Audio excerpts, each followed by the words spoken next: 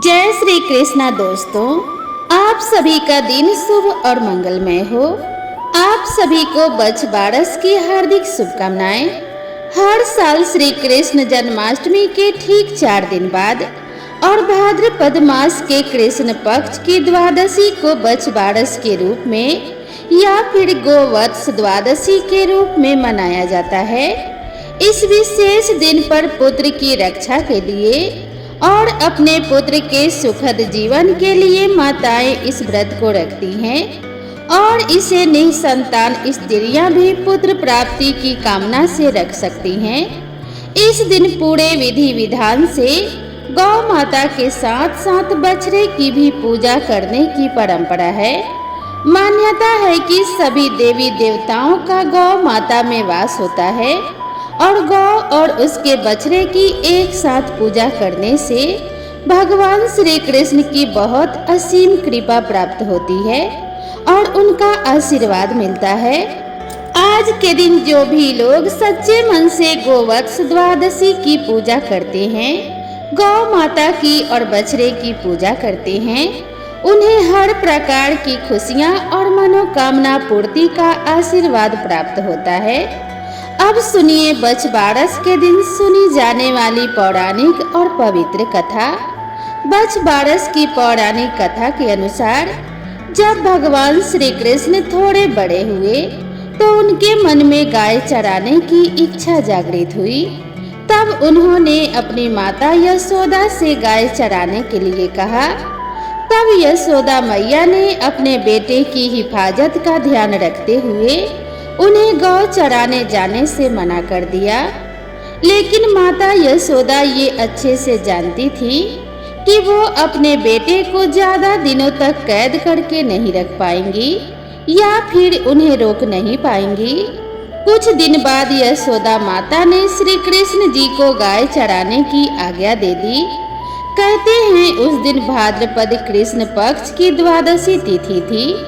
यशोदा माता ने अपने लाडले को वन में भेजने से पहले उनकी पसंद के ढेर सारे पकवान बनाए।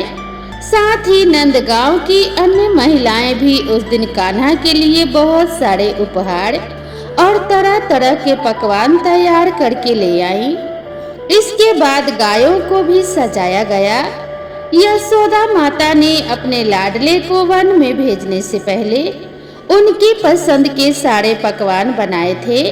साथ ही नंदगांव की अन्य महिलाएं भी उस दिन कान्हा के लिए बहुत सारे उपहार और तरह तरह के पकवान तैयार करके ले आई थी।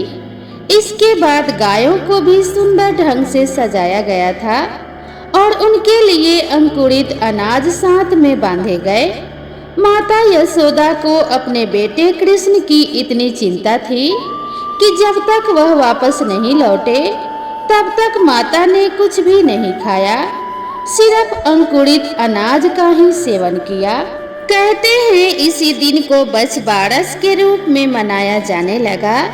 भविष्य पुराण के अनुसार गौ माता की पृष्ठ देश में ब्रह्म का वास है, गले में विष्णु का, मुख में रुद्र का, मध्य में समस्त देवताओं और रोमकूपों में महर्षिगण, पूंछ में अनंत नाग, खुरों में समस्त पर्वत, गौमूत्र में गंगा आदि नदियाँ, गौमय में लक्ष्मी, नेत्रों में सूर्य चंद्र विराजित हैं। इसीलिए बच्च बारस गोवत्स द्वादशी के दिन महिलाएं अपने बेटे की सलामती, लंबी उम्र और परिवार की खुशहाली के लिए यह व्रत रखती हैं। इस दिन घरों में विशेषकर बाजरे की रोटी, जिसे सोगड़ा भी कहा जाता है, और अंकुरित अनाज की सब्जी बनाई जाती है। इस दिन गाय के दूध की जगह भैंस या बकरी के दूध का उपयोग किया जाता है। हमारे शास्त्रों में इसका महात्म्य बताते हुए कहा गया है कि बच्च बारस के दिन जिस घर की महिलाएं गौ माता का पूजन अर्चन करती हैं, उसे रोटी और हरा चारा खिलाकर उसे तृप्त करती हैं। उस घर में माता लक्ष्मी सदैव विराजमान रहती हैं और अपनी कृपा सदैव बनाए रखती हैं और उस परिवार में कभी भी अकाल मृत्यु नहीं होती। तो एक बार प्रेम से बोलिए कृष्ण कन्हैया लाल की जय। अब सुनिए बच बारस की अगली कथा, जिसे सुनने मात्र से सभी प्रकार की मनोकामनाएं पूर्ण होती हैं। प्राचीन समय की बात है। एक गांव में एक सास और बहू रहा करती थी। सास बहुत ही धार्मिक थी। नित्य प्रतिदिन मंदिर जाना, पूजा पाठ करना, गौ सेवा करना, यह उसकी दिनचर्या का महत्वपूर्ण हिस्सा था। उसकी बहू भी बहुत ही आज्ञाकारी थी। जो भी उसकी सास कहती वो बिना प्रश्न किए उस कार्य को पूरा कर देती थी। उनके पास एक गाय और एक बछड़ा था। उस गाय का नाम था गेहुला और उसके बछड़े का नाम था जौला। दोनों सास बहू उस गाय और बछड़े से बहुत प्रेम किया करती थी और खूब मन लगाकर उनकी सेवा भी करती थी। वो गाय भी बहुत ही समझदार थी। प्रतिदिन चरने के लिए छोड़ने पर शाम को स्वयं ही अपने घर पर आ जाती थी। एक बार सास ने घर पर जौ की बालियां लगाकर रखी, परंतु वो बहू को उनके विषय में बताना भूल गई। सास हर दिन की भांति प्रातःकाल उठकर अपने नित्य कर्मों से निवृत्त होकर मंदिर जाने के लिए तैयार हुई और गाय को चरने के लिए छोड़ दिया। मंदिर जाते जाते उसने अपने बहू को आवाज लगाकर कहा, बहू मैं मंदिर जाकर आती हूँ। जब तक मैं वापस लौट कर आऊँ तब तक तू जौ लाकर काट कर उबालने के लिए रख देना। बहू को घर पर रखे जौ के विषय में कुछ भी पता नहीं था। उसको अपनी सास की बात सुनकर ऐसा लगा कि उसकी सास ने उसे जौला यानी गाय के बछड़े को काट कर उबालने के लिए कहा है। यह सुनकर वो सोच में पड़ गई कि आज सासू माँ ने यह कैसी बात कह दी। अगर मैं उनकी बात मानती हूँ तो मुझे इस निरीह बछड़े की हत्या करनी पड़ेगी, जिससे मुझे गौ हत्या का पाप लगेगा। लेकिन अगर उनकी बात नहीं मानती हूँ और उनके कहे अनुसार नहीं करती हूँ तो उनकी अवज्ञा होगी। वो मेरे लिए भी पाप के ही समान है। वो इसी धर्म संकट में उलझ गई थी। बैठी बैठी यही सोचे जा रही थी कि क्या करूं और क्या ना करूं। अंत में उसने अपनी सास की आज्ञा का पालन करना ही अपना धर्म समझा और गाय के बछड़े जौला को काट कर बर्तन में उबालने के लिए रख दिया। परंतु उस बछड़े की हत्या करके उसके मन को बिल्कुल भी चैन नहीं मिल रहा था और वो उसका दुख मानकर बस रोए जा रही थी। जब उसकी सास वापस आई तो उसकी आंखें घर का दृश्य देखकर आश्चर्य से फटी रह गई। घर में खून ही खून फैल रहा था। जहां तहां खून के धब्बे देखकर उसने अपने बहू को आवाज लगाई। उसकी बहू रोती हुई उसके सामने आ गई। तब सास ने बहू से पूछा कि यह घर में खून कहाँ से आया। तब बहू ने सास को उसकी कही हुई बात याद कराई और कहा कि यह रक्त जौला का है। मैंने आपके कहे अनुसार उसको काट कर उबालने के लिए रख दिया है। बहू की बात सुनकर सास ने बहू से कहा, मैंने तुम्हें घर में रखे जौ को काट कर उबालने के लिए कहा था, न कि गाय के बछड़े जौला को काट कर उबालने के लिए कहा था। सास की बात सुनकर बहू अपनी सुध-बुध खो बैठी। उसकी सास का भी दुख के मारे बुरा हाल हो गया। तब सास ने हिम्मत करके अपनी बहू को संभाला और उसे अपने साथ अपने इष्ट देव के मंदिर लेकर गई। वहां पहुंचकर दोनों सास बहू हाथ जोड़कर उनके आगे खड़ी हो गई। उनके सामने बारंबार माथा टेका, नाक रगड़कर बहू की गलतियों के लिए क्षमा मांगने लगी। सास ने कहा कि हे प्रभु, मैंने सदा ही आपका ध्यान और पूजन पूरी श्रद्धा एवं भक्ति के साथ किया है और हमेशा अपने धर्म का पालन किया है। मेरी आपसे विनती है कि यदि मेरी बहू ने यह सब जानबूझकर किया है तो इससे सजा दो, और अगर यह इससे भूलवश हुआ है तो इसे क्षमा करो और उस बछड़े को पुनः जीवित कर दो। दोनों सास बहू मंदिर में भूखी प्यासी ईश्वर का ध्यान करती रही।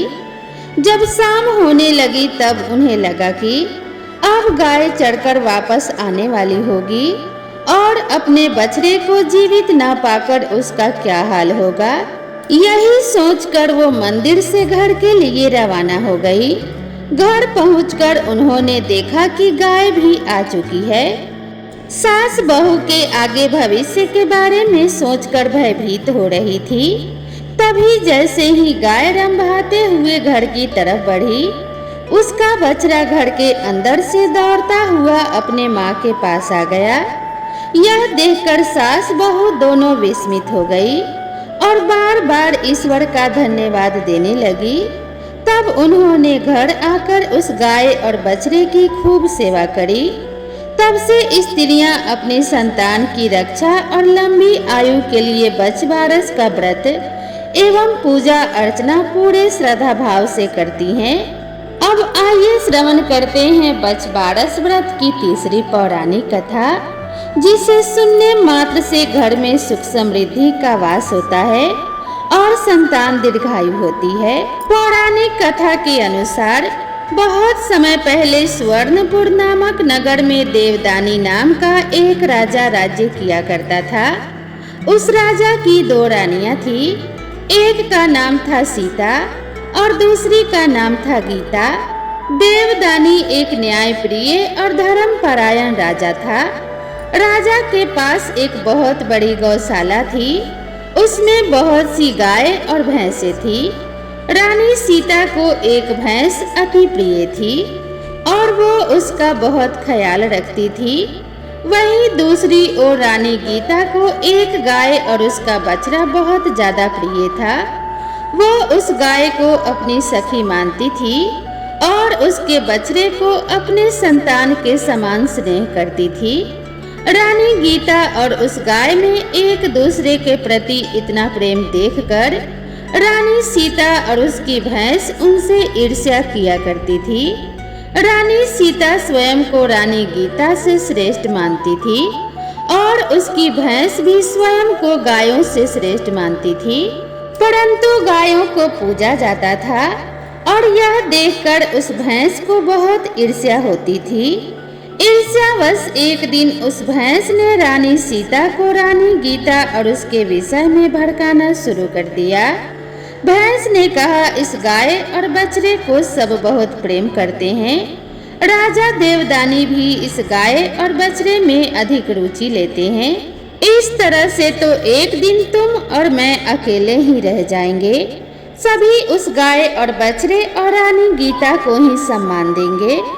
उसकी बातें सुनकर रानी सीता को क्रोध आ गया और असुरक्षा की भावना से ग्रस्त होकर उसने मौका पाते ही उस गाय के बछड़े को काट कर गेहूं के ढेर के नीचे दबा दिया। अपने बछड़े को न पाकर वो गाय दुखी होकर आंसू बहाने लगी। उसको दुखी देखकर रानी गीता भी व्यथित हो उठी। रानी ने सेवकों को उस गाय के बछड़े को खोजने के लिए कहा, परंतु उसका कोई भी पता नहीं चल सका। ऐसे ही कुछ दिन बीत गए। एक दिन राजा जब भोजन करने बैठा तो राजा को भोजन में से बहुत बुरी दुर्गंध आने लगी। उसे सभी तरफ रक्त और मांस ही मांस दिखाई देने लगा। यह देखकर राजा तुरंत भोजन से उठ गया। जैसे ही वो भोजन से उठकर बाहर की तरफ गया, तभी बाहर रक्त और मांस के टुकड़ों की बारिश होने लगी। यह सब देखकर राजा बहुत परेशान हो उठा। उसे तो कुछ भी समझ में नहीं आ रहा था कि आखिर ऐसा क्यों हो रहा है। तब वो अपने गुरु के पास गया। उसके गुरु बहुत ही ज्ञानी और सिद्ध पुरुष थे। उन्होंने अपने तपोबल से यह जान लिया कि रानी सीता ने भैंस के भड़काने और असुरक्षा के भाव के कारण गाय के बछड़े को मारकर गेहूं के ढेर के नीचे दबा दिया है। उन्होंने राजा देवदानी से कहा कि हे राजन, तुम्हारी रानी ने एक भैंस की बातों में आकर गाय के बछड़े की निर्मम हत्या करके गेहूं के ढेर के नीचे दबा दिया है। यह सब उसी का परिणाम है। जल्द ही बछ बारस आने वाली है। उस दिन तुम अपने रानियों के साथ गाय के बछड़े की पूजा करना और उस भैंस को नगर से निकाल देना। राजा ने आकर सारी बात अपने रानियों से कही। राजा की बात सुनकर रानी सीता को अपनी भूल का एहसास हुआ और उसने प्रायश्चित करने का निश्चय किया। राजा ने उस भैंस को नगर से बाहर छुड़वा दिया। बछ बारस के दिन पूरे विधि विधान से राजा और रानियों ने गाय और बछड़े का पूजन किया। उस दिन उन्होंने कोई भी कटी हुई वस्तु का उपयोग नहीं किया और न ही गाय के दूध से बनी किसी भी वस्तु का उपभोग किया। रानी सीता ने पूजन करके अपनी गलती की क्षमा याचना की। बछ बारस के पूजा के प्रभाव से वो गाय का बछड़ा फिर से जीवित हो गया और उस रानी के सभी पाप भी नष्ट हो गए। बछ बारस के दिन गाय और बछड़े के पूजन का विशेष महत्व है। ऐसा करने से संतानवती स्त्रियों की संतान दीर्घायु होती है और उनके प्राणों पर कोई भी संकट नहीं आता। तो एक बार प्रेम से बोलिए बछ बारस माता की जय। अब आइए श्रवण करते हैं बछ बारस की पौराणिक कथा। बहुत समय पहले एक गांव में एक साहूकार रहता था जिसके 7 बेटे थे। साहूकार ने गांव में एक तालाब का निर्माण करवाया, किंतु 12 वर्षों तक वह तालाब जल से नहीं भरा। इस विषय में साहूकार ने कुछ विद्वान पंडितों से सलाह लेना उचित समझा। साहूकार ने पंडितों से पूछा कि इतना समय होने के बाद भी मेरा तालाब जल से क्यों नहीं भरा। तब पंडितों ने कहा कि यदि तुम अपने बड़े बेटे या तुम्हारे पोते की बलि दोगे तो ही यह तालाब जल से भरेगा। साहूकार ने पंडितों की बात मान ली और अपनी बड़ी बहू को पीहर भेज दिया। साहूकार की बड़ी बहू हर साल बछ बारस का व्रत रखकर बछ बारस माता की कथा सुनती थी। बड़ी बहू के पीहर जाते ही साहूकार ने वही किया जो उससे पंडितों ने कहा था और उसने अपने बड़े पोते की बलि चढ़ा दी। इसके तुरंत बाद ही बहुत तेज वर्षा हुई और तालाब पानी से लबालब भर गया। तालाब को पानी से भरा देख साहूकार उसकी पूजा करने निकल पड़ा और उसे ऐसा करता देख बाकी सभी लोग भी उसके पीछे तालाब की पूजा करने के लिए जाने लगे। जाते समय साहूकार ने अपनी दासी को ग्यूला धानुला बनाने के लिए कहा। साहूकार के यहाँ एक गाय का बच्चा था जिसका नाम भी ग्यूला धानुला था। दासी ने समझा कि वह उसे गाय के बच्चे को पकाने के लिए कहकर गए हैं, तो उसने वैसा ही किया। साहूकार और उसकी पत्नी गाजे बाजे लेकर अपने बेटे बहू के साथ तालाब की पूजा करने लगे। कुछ समय बाद जिस पोते की बलि दी गई थी वह गोबर में लिपटा हुआ मिला और कहने लगा कि वो भी तालाब में कूदेगा। उस बच्चे को देखकर साहूकार बहुत प्रसन्न हुआ और सोचने लगा कि गाय माता ने ही हमारी लाज रखी है, जिस कारण आज हमें हमारा पोता वापस मिल गया है। साहूकार की बड़ी बहू जो कुछ समय पहले तक विलाप कर रही थी, अपने बड़े बेटे को देखकर बहुत खुश हुई। तब साहूकार भागता हुआ घर जा पहुंचा और दासी से गाय के बछड़े के बारे में पूछा। तब दासी ने उत्तर दिया कि आपके कहे अनुसार मैंने ग्यूला धानुला पका लिया। दासी की यह बात सुनकर साहूकार क्रोधित हो उठा और दासी से कहने लगा, अरे पापिन, तूने यह क्या अनर्थ कर दिया। पहले ही एक पाप से मुश्किल से उतर कर आए हैं, उससे पहले ही तूने हमारे द्वारा दूसरा पाप कर दिया और दूसरा पाप हमारे माथे पर मर दिया। साहूकार और साहूकारनी चिंता में पड़ गए कि अब गाय आएगी तो उसे क्या जवाब देंगे। साहूकार ने बछड़े को खड्डे में डालकर दबा दिया। जब शाम को गाय जंगल से वापस लौटी तो अपने बच्चे को वहां न देखकर चिल्लाने लगी जब उसने मिट्टी को खोदा तो उसमें से एक गाय का बछड़ा निकल आया। ये देखकर साहूकार ने पूरे गांव में सभी स्त्रियों को बछबारस का व्रत रखने का ढिंढोरा पिटवा दिया।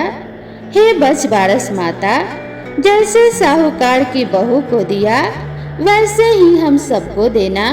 बछबारस की कहानी सुनने वाले और बछबारस की कहानी कहने वाले सभी पर अपनी कृपा बनाए रखना।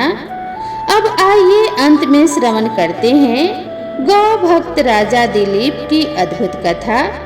रघुवंश महाकाव्य में महाराज दिलीप और नंदिनी गाय की एक अद्भुत मनोहर कथा आती है, जिसमें नंदिनी गाय राजा दिलीप की सेवा से प्रसन्न होकर उन्हें उत्तम संतान तथा सौभाग्य का वरदान देती हैं।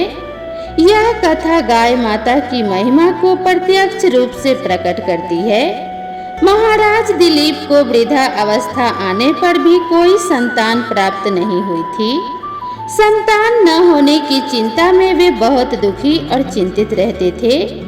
एक समय उन्होंने अपनी महारानी के साथ विचार विमर्श किया और अपने गुरु वशिष्ठ जी से इस संदर्भ में प्रश्न पूछने की सोची। अतः राजा दिलीप रानी के साथ गुरु वशिष्ठ जी के आश्रम में जा पहुँचे। आश्रम में पहुंचकर महाराजा दिलीप और महारानी ने गुरु वशिष्ठ जी को प्रणाम किया और उनसे संतान न होने की चिंता व्यक्त की।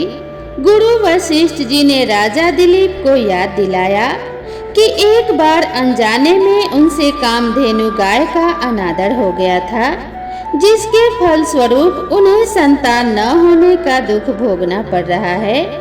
साथ ही गुरु वशिष्ठ जी ने उन्हें इस पूर्व कर्म के फल को काटने का भी उपाय बताया। उन्होंने बताया कि कामधेनु गाय की पुत्री नंदिनी गाय की सेवा करने से वे अपने कर्म का पश्चाताप कर सकते हैं।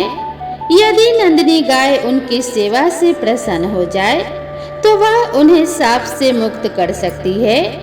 गुरु वशिष्ठ जी से यह बात सुनकर राजा दिलीप नंदिनी गाय के सेवा का व्रत लेते हैं और व्रत के अनुसार वे अपने दास दासियों को छुट्टी देकर रानी के साथ स्वयं ही नंदिनी गाय की सेवा में लग जाते हैं।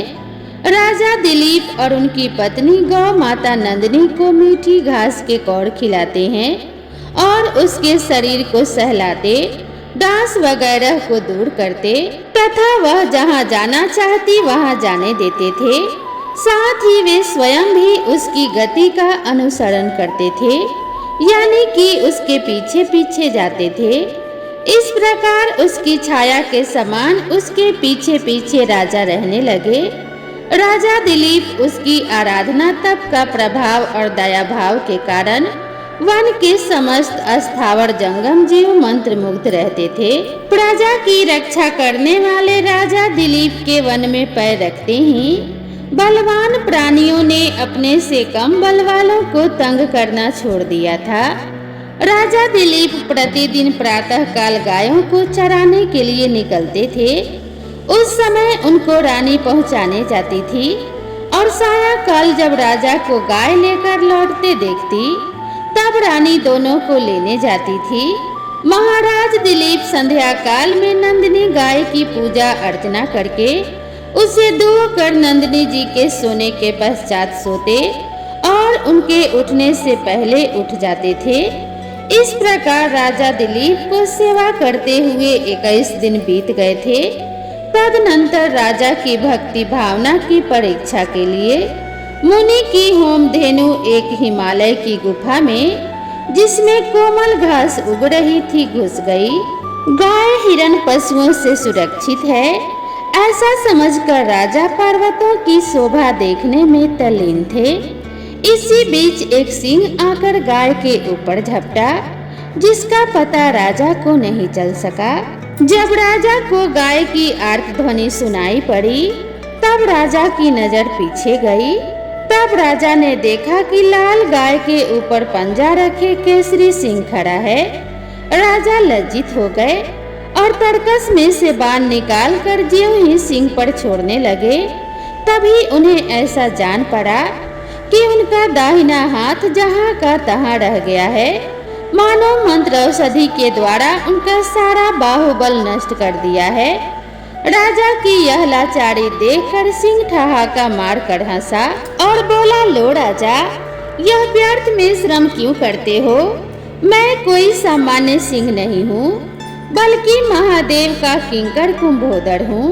शिव जी के चरण स्पर्श से पवित्र हुए मेरे शरीर पर तुम्हारे अस्त्र काम नहीं कर सकते, इसीलिए यह व्यर्थ प्रयत्न छोड़ दो और घर लौट जाओ।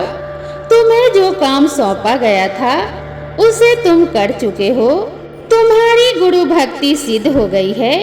जिसकी रक्षा शस्त्र से नहीं हो सकती, उसको बचाने के लिए शस्त्रधारी क्षत्रिय निष्फल हो जाए तो इसमें लज्जा की कोई बात नहीं। इस पर राजा दिलीप दीनता पूर्वक जवाब देते हैं कि हे मृगेंद्र, मैं हिल डुल भी नहीं सकता हूँ, इसीलिए मेरा कहना तुम्हें हंसने योग्य भले ही लगता हो, परंतु यह नंदिनी गाय गुरु अग्निहोत्री जी की कामधेनु का धन है। अपनी आंखों के सामने मैं इन्हें नष्ट होते हुए नहीं देख सकता, इसीलिए तुम मुझ पर कृपा करके मेरा शरीर ले लो और अपनी भूख मिटाओ। कृपया करके महर्षि की इस गाय नंदिनी को छोड़ दो। सांझ होने पर इसका छोटा बछड़ा इसकी राह देखेगा। सिंह राजा को अनेकों प्रकार से समझाता है ताकि राजा अपने निश्चय को बदल दे।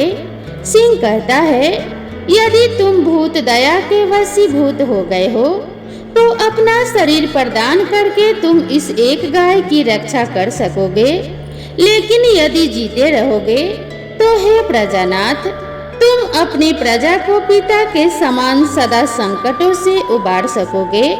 और यदि तुम्हें अपने गुरु के क्रोध का डर लगता हो तो उनको तुम घड़े जैसे थन वाली करोड़ों गायों को देकर शांत कर सकते हो। इस तरह सिंह द्वारा बहुत प्रकार से समझाने पर भी राजा पर किसी प्रकार का कोई प्रभाव नहीं पड़ा। वरन राजा दिलीप सिंह से कहते हैं कि जिस प्रकार तुम देवदारू वृक्ष की रक्षा शिवजी की आज्ञा से करते हो, उसी प्रकार मैं अपने गुरु की आज्ञा से इस गाय की रक्षा करता हूँ। इस प्रकार सेवा कार्य करने वाले तुम मेरी सेवा भावना को क्यों नहीं समझते हो? यदि तुम्हें मुझ पर दया आती हो तो मेरे इस नश्वर शरीर पर क्यों दया करते हो? मेरा जो अमर यश रूपी शरीर है उसके ऊपर दया करो और इस नश्वर शरीर को तुम खा जाओ। इस नश्वर पिंड पर मेरे जैसे मनुष्य को कोई आस्था नहीं होती। राजा की यह बात सुनकर शेर मन ही मन प्रसन्न होता है और राजा की बात को मान लेता है। इस प्रकार राजा सिंह की भूख मिटाने के लिए उसके चरणों पर अपने शरीर को मांस के पिंड के समान अर्पण कर देते हैं। तभी सिंह के आगे पड़े हुए राजा दिलीप के शरीर पर आकाश से पुष्प वृष्टि होती है और एक धीमी अमृत जैसी मधुर ध्वनि सुनाई पड़ती है, वत्स उठो। राजा दिलीप उठते हैं और सामने देखते हैं अपनी जननी के समान वह गौ माता दूध की धार छोड़ती हुई खड़ी है और सिंह अदृश्य हो गया है। माता नंदिनी उनसे कहती हैं, यह सिंह तो मेरी ही माया थी। इस माया के द्वारा मैंने तेरी परीक्षा ली। ऋषि के प्रभाव से स्वयं काल भी मेरे ऊपर प्रहार करने में असमर्थ है। राजा की गुरु भक्ति से, सेवा और दया से प्रसन्न हुई गाय संतान प्राप्ति के लिए उत्सुक राजा को उनका मांगा हुआ वर प्रदान करती हैं और कहती हैं, तुम्हारी गुरु भक्ति और दया भाव से मैं प्रसन्न हो गई हूँ। पुत्र तू वर मांग, मैं केवल दूध ही देती हूँ ऐसा न समझ। मैं कामधेनु हूँ, प्रसन्न होने पर जो चाहे सो दे सकती हूँ। गाय को बचाने में प्राण अर्पण किया जाए या करोड़ों गायों का दान पुण्य प्राप्त किया जाए, इस धर्म संकट में एक को चुनने में राजा को देर नहीं लगी। फलस्वरूप राजा दिलीप को गौ रक्षा और सेवा का सच्चा मार्ग प्राप्त हुआ, जिस पर चलकर उन्हें समस्त रिद्धि सिद्धि प्राप्त हो गई। और एक अच्छे संतान की प्राप्ति हुई, तो प्रेम से बोलिए बछबारस माता की जय। तो दोस्तों, आप सभी को यह कथा, यह कहानी कैसी लगी कृपया कमेंट करके ज़रूर बताएं। वीडियो पसंद आई हो तो इसे एक लाइक ज़रूर करें और मेरे चैनल से जुड़े रहने के लिए मेरे चैनल को सब्सक्राइब करना ना भूलें। तो मिलते हैं इसी तरह की नई कथा और नई कहानी के साथ, तब तक के लिए राधे राधे।